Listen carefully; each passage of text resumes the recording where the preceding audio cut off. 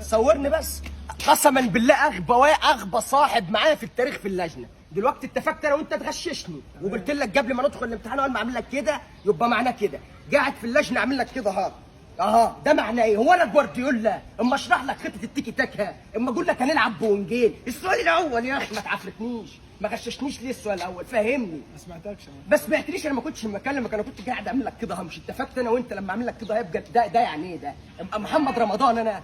بس السؤال الاول يا اسطى يا عم السؤال الثاني قلت له اول ما اقول عشان ما حدش يفهمنا تديني السؤال اول ما اقول تديني السؤال تقعد طول اللجنه يا عم هو انا عندي الطالب انا عامل بطن وجعاء اصلا. فاكر بطني وجعاك ازاي هقول 100 مره؟ لو بطني وجعاني اقول اخش الحمام اروح افك عصرتي يا ابني. طب السؤال الثالث الاختيارات قلت لك اول ما اعمل لك كده هيبقى الاختيارات. قاعد اعمل كده هتقول لي مالها راسها؟ انا فاكر رقبتك وجعاك اصلا. يا عم رقبتي وجعاني اروح لدكتور عظام انا مالي يا ابني انت عفرتني هسقط.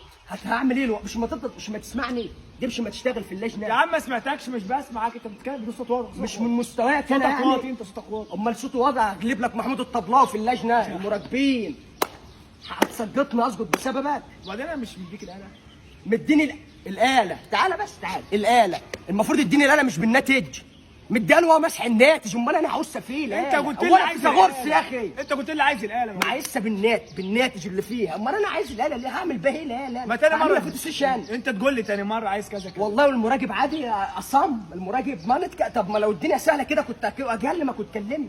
ده انا عامل لك خطه يا اسطى، خطه الغش قاعد افهمك فيها دي اليومين. عفرتني. اما اقول لك حلل تقول لي سيبها على الله وانا مشحت قدام اللجنه.